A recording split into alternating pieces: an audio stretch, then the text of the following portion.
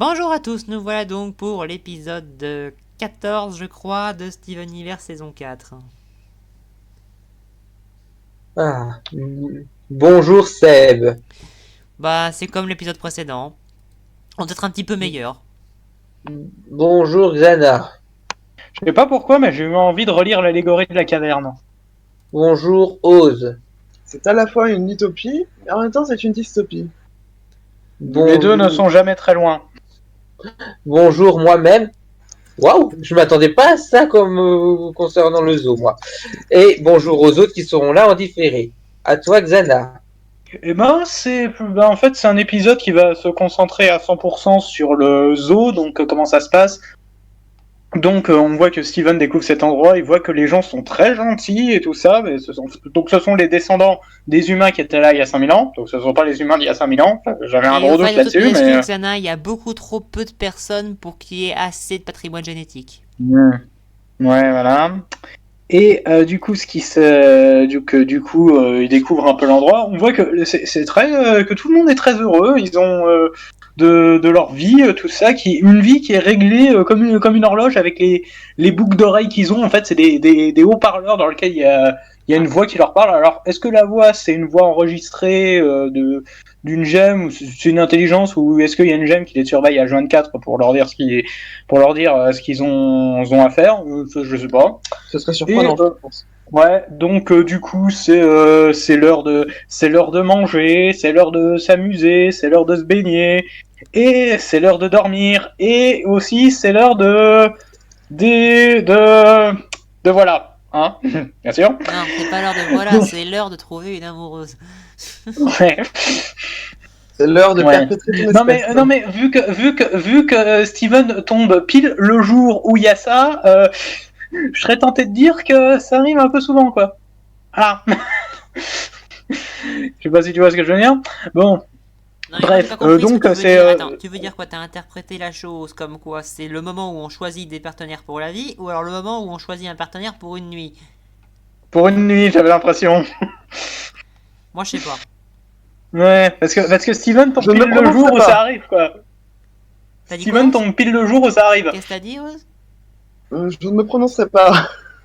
Ok, enfin bref, continue, je t'en prie. Ouais, donc on voit que ce qui est très intéressant là-dedans, c'est de voir que pour eux, tout ça, c'est normal en fait. Donc ils sont bien, et en fait, il y a des mots qu'ils comprennent pas, comme par exemple, c'est quoi être blessé, c'est quoi avoir mal. Et puis c'est quoi une porte? Donc en fait ils sont très limités et du coup ils ont du mal à comprendre Greg et Steven, et du coup ils se retrouvent blessés par eux, à se retourner contre eux à cause de ce que Steven et Greg connaissent. Moi ça me fait un peu penser moi ça me fait penser à l'allégorie de la caverne, dans le sens où t'as des gens qui sont enfermés dans un espace clos avec des intelligences limitées, t'as des personnes qui ont eu accès au monde extérieur, et que quand ils confrontent et que quand leurs connaissances du monde extérieur sont confrontées à ces gens de l'intérieur, ça se retourne contre eux en fait. Ça, j'ai bien aimé ce parallèle là, honnêtement. Et franchement, si c'est ça m'étonne d'avoir une telle qualité d'écriture dans cette série, hein. Ça m'étonne d'avoir ça, si j'ai raison. Et franchement, c'était un plutôt bon épisode. Bon, alors je parle vite fait du fil rouge. Donc il y a ça, et en fait ça comme donc du coup on voit Steven qui se méfie un peu, Greg qui fait un peu avec machin, et en fait il se retrouve à chercher la porte du zoo, et il découvre ils finissent par découvrir cette porte en pleine nuit, et on apprend que elle s'ouvre que quand il y a des gens qui sont blessés, pour laisser passer des gemmes, voilà, des améthystes, comme on verra plus tard. Et au moment où arrive la cérémonie où ils doivent choisir un partenaire, soit pour la vie, soit pour une nuit, ça je sais pas encore. Non, mais quand j'ai vu que Steven était mis à l'écart, j'étais là en mode oh putain, c'est ce que je crois. Ok.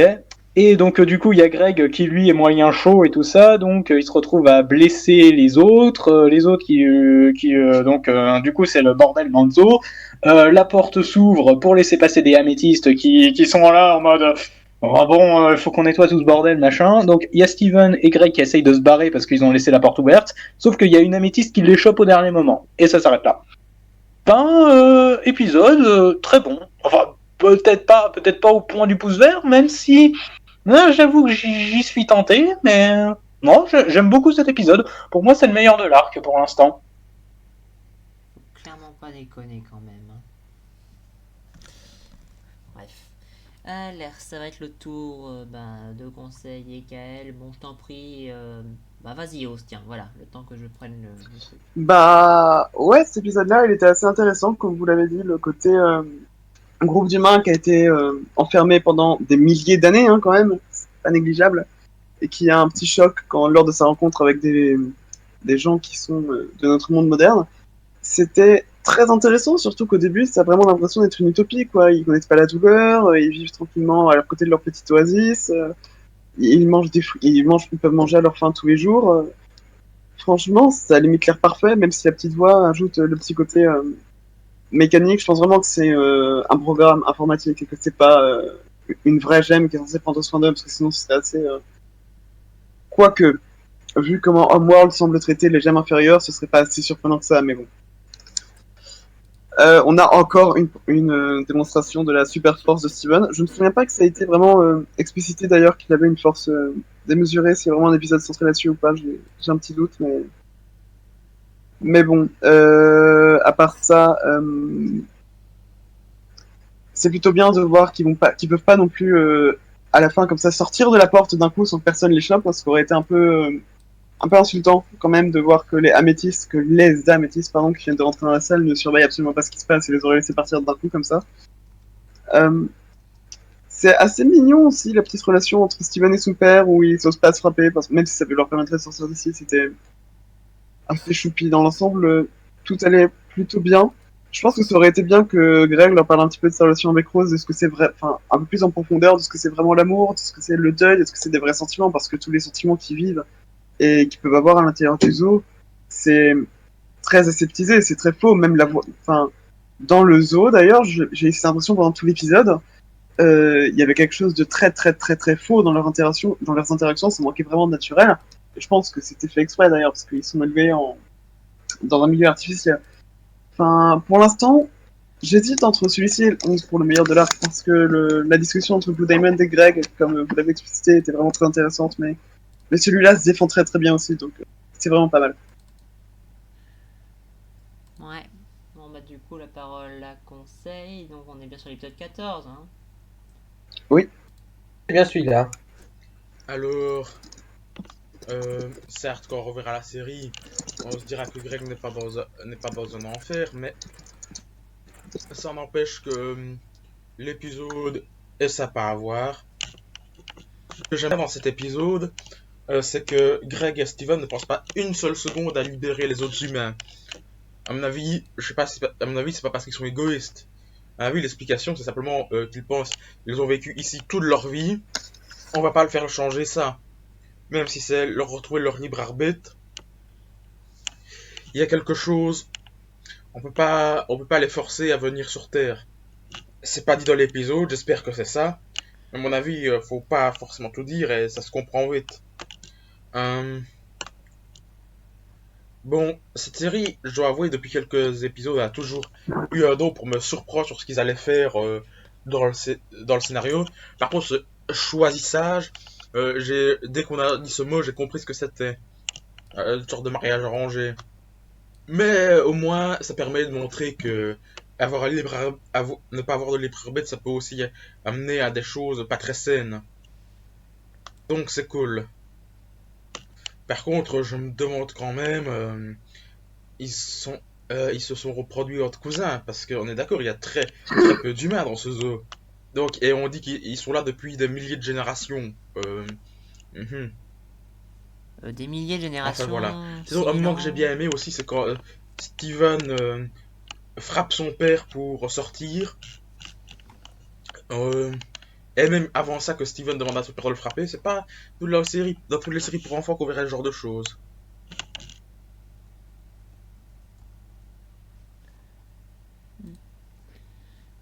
Des milliers de générations, non, sur 6000 ans, ça ferait à peu près, si tu comptes 50 ans à peu près, disons.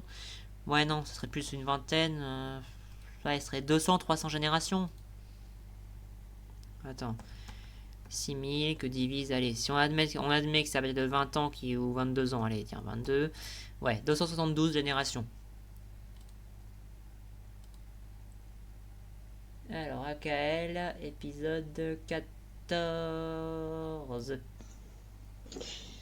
Est-ce qu'ils auraient choisi de faire un bon épisode? Bah en vrai, non. L'épisode est bien, parce que on voit ce qu'il veut raconter, mais je sais pas, j'ai l'impression qu'il s'étend un peu trop.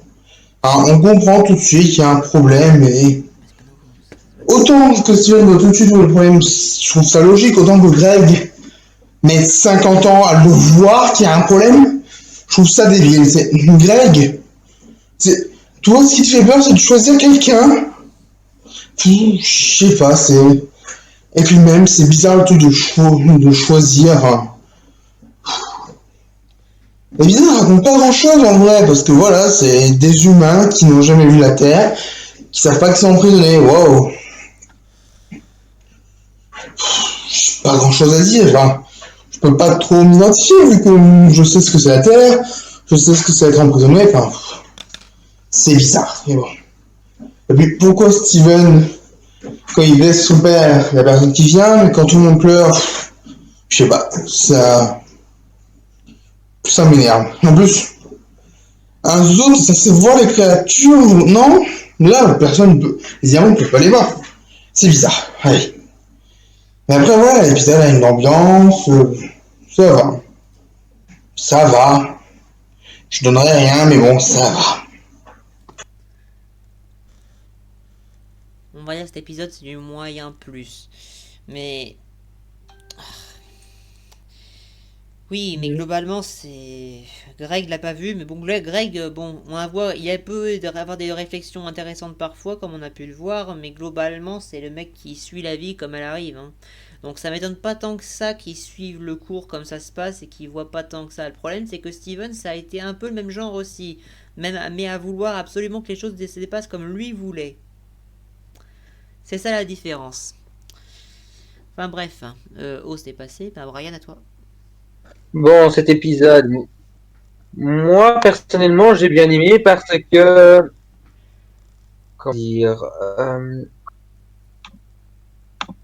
du coup, franchement, ça commence avec Steven qui retrouve son père et du coup, il est super pressé de pouvoir sortir, mais alors que Greg essaie de le calmer. J'aime pas du tout la réaction de Steven vis-à-vis des humains. Tu sais où il les chasse, et disant laissez mon père tranquille. Steven, tu les connais pas et laisse tomber. Si ça se trouve, ils sont des super sympas quand tu le vois avec son père. Non mais j'aime bien, franchement, Greg, c'est vraiment le personnage que je m'attache le plus dans cet épisode parce que lui, il est plus posé, il a pris plus de temps avec eux. Je sais pas du tout comment ça s'est passé quand il est arrivé la première fois, mais il a appris à accepter, à suivre les routines et tout. Donc, mais il avait quand même envie de s'évader avec son fils, donc il avait dit d'attendre le bon moment et tout. Et franchement, on arrive à... Franchement, j'aime beaucoup cette ambiance en fait, hein, où avec tous les humains qui sont en mode, on était en harmonie et tout se passe bien, on suit les voix qu'on nous dit et les ordres qu'on nous dit et tout. Moi, je trouvais ça vraiment un épisode vraiment franchement très bon à voir quoi. Franchement, j'étais vraiment pris dedans. Voilà, donc du coup. On arrive vraiment à cette fameuse scène d'évasion où ils tombent sur la porte et ils se font d'abord repérer par des humains et ensuite tu as cette fameuse scène d'accouplement. Alors cette scène, d'un côté je l'aime bien, hein, cette situation, c'est comme ça qu'ils se reproduisent parce que les humains de cet univers, ils suivent les ordres qu'on leur dit. Alors que c'est tout de suite le tour de Greg, quoi. Greg vient d'arriver, on le casse tout de suite. Et ça se passe comment cette histoire d'accouplement en fait? Parce que je sais pas, ça se passe tous les combien de temps? En fait, bon, alors on va faire beaucoup de nuke, mais globalement, à chaque étape de la chose, il va y avoir la boucle d'oreille qui dit bon maintenant tu fais ça. Oui, c'est Oh c'est bordel. trop bizarre, quoi. C'est quand même bizarre quand même que cette histoire d'accouplement, ça se fait pas tous les soirs, je pense pas, mais je veux dire tous les X temps, combien de temps, je veux dire. Moi j'imagine trop les jeunes, tu sais, étudier la reproduction humaine. En mode, Mais, oui, alors, mais moi, ça me pose comment un ça marche? problème, moi. Moi, ça me pose un problème quand je vois que justement les gemmes ne comprennent rien à la reproduction humaine quand on les voit, alors qu'elles ont un exemple grandeur nature. Après, à leur décharge, peut-être qu'elles bossent pas toutes dans le zoo. Oui, mais elles doivent transmettre les informations de comment ça se passe quand même à tout le monde. Pour, ne Hmm, serait-ce que peut-être pour pas. qu'ils se puissent se marrer en regardant les informations à la télé ou je sais pas quoi. Je sais pas, pour le coup, ça me dérange pas trop ce détail-là. Ouais. Mhm. Bah, du coup, qu'est-ce qu'il me reste à dire? Ouais. Donc, du coup, on a le discours de Greg et tout le monde est en mode, oui, on va te suivre, on te choisit et ensuite il te dit non et tout le monde pleure et c'est à ce moment-là que les améthystes débarquent. Alors, je ne sais pas comment ça se passe Ben, pour c'est des pour bébés, qu'elles c'est soient des plusieurs bébés. à venir. Brian, c'est simplement des bébés, ils sont en train de pleurer, donc les mamans, on va les aider. Allez. Ok, là, dans ce sens-là, ok, d'accord, d'accord. Non, Mais mais quand même, mais c'est littéralement et des on, bébés. C'est juste des bébés. ok, dans ce sens-là, ok.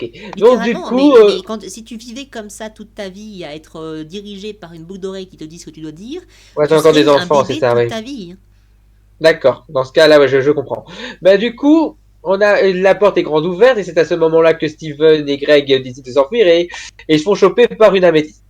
Enfin, donc le cliffhanger, très bon. Franchement, ça met en, ça donne plus envie de voir l'épisode suivant. Donc franchement, l'épisode en soi, il est très bien. Franchement, ça montre une vision assez différente du zoo parce que c'est-à-dire vu de l'intérieur. Ben, en fait, ils appellent ça un zoo, mais je suis pas sûr que ce soit vraiment un zoo. Enfin, un zoo, je dirais plus, comment dire, J'aurais plutôt dit la garderie. j'allais Réserve. dire, j'allais dire plutôt, ouais, ouais, garderie, ou je sais pas quoi, où ils inventent pas un écosystème spécialement pour les humains. Enfin, dans ce sens-là, oui, mais, Une garderie, enfin moi je l'aurais plutôt vu comme une réserve naturelle en fait. oui, Moi plutôt une réserve naturelle, oui, plutôt dans ce sens-là, alors. Bah oui, bah, je vois pas, je vois plus ça comme ça que comme en zoo, parce que normalement, en zoo, c'est censé accueillir du monde, tu vois personne les voir. Donc voilà, Oui, c'est plus ça, c'est plus une réserve naturelle protégée. ouais, c'est plus comme dans ce sens-là. Mais sinon, l'épisode, il est, comme je l'ai dit, il est bien, pas au point de mettre un pouce vert, mais moi je l'aime bien. Voilà, c'est l'un des meilleurs, pour moi c'est l'un des meilleurs de l'arc. Pas le meilleur épisode de la saison, ça c'est clair, parce que ça revient à l'épisode 6 pour moi. Donc du coup, C'était lequel euh, le 6? dans le panier du haut. Dans le panier du haut. Donc C'était à toi, lequel le Seb. 6 déjà? L'épisode 6, c'est l'épisode sur Pearl. Tu sais, Pearl Ah version oui, c'est motard. vrai. Oui, c'est vrai, oui, ok. Ouais, bon bah moi, personnellement cet épisode, c'est du moyen plus quoi. Il est sympathique, mais globalement il montre exactement ce qui se passerait si vous preniez un groupe d'humains et que vous leur disiez constamment ce qu'ils doivent faire à tel moment. Et entre nous, et depuis leur naissance bien sûr, mais tout à fait entre nous, il y a un tout petit truc qui me gêne, c'est que à peine 3 minutes après leur avoir dit de dormir, ils les ont envoyés pour choisir l'accouplement. Vous trouvez pas ça bizarre, vous?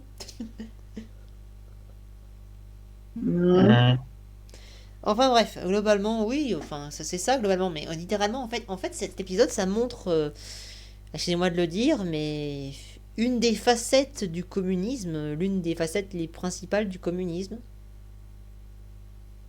Ça m'a fait penser à l'épisode, ça m'a fait penser un peu à My Little Pony quand ils arrivent dans le village de Starlight. Quoi. Oui, enfin, je veux dire, c'est l'une des... Oui, entre autres, mais c'est l'une des pires... Ça montre l'une des pires facettes de l'extrême du communisme. Mais c'est une des facettes que le capitalisme essaye de plus en plus de s'approprier. Enfin bref, on va partir dans des débats politiques, mais réfléchissez-y. Voilà, sinon j'ai pas grand chose à rajouter, si quelqu'un a quelque chose à ajouter. Non. Bref. Bah, je Rien trouve ça à dommage rajouter. qu'on n'ait pas eu ce genre d'écriture de plus tôt, quoi. Bah oui. Ouais. Non mais quand on est capable de faire un... Enfin, c'est pas de la haute volée non plus, faut pas déconner. Mais bon, quand t'es capable de faire ça, tu sais faire un truc un petit peu meilleur quand même pour les autres. Non, parce que je rappelle juste qu'on est à la moitié de la saison 4. Et qu'en attendant, j'attends Oui, toujours le c'est principal pas de faux. l'histoire. Hein. J'attends toujours le principal de l'histoire parce que là, on a un truc qui se développe à l'extérieur de la Terre pour une fois, c'est pas mal. Mais j'attends toujours l'extérieur de le reste de l'histoire quand même. Hein. Parce que là, globalement, c'est une aventure pour sauver quelqu'un, c'est une mission de sauvetage. Hein. Mais globalement, Ouais. on n'en sait pas plus, vraiment beaucoup plus sur les diamants. Si on en sait un peu plus quand même, faut pas déconner. Bon, on sait que c'est Pink Diamond qui a créé l'endroit, quoi. Moi, j'ai à peu près tout dit, donc voilà. Quelqu'un a quelque chose à rajouter? Non. Non, Bah, à la prochaine. Xana, je t'en prie. bye. Si vous n'avez pas de la vidéo de Mayo, allez le voir. Hein. Je serais curieux de savoir son avis pour cet épisode-là, personnellement. Et à la prochaine. Bye. Au revoir. Salut.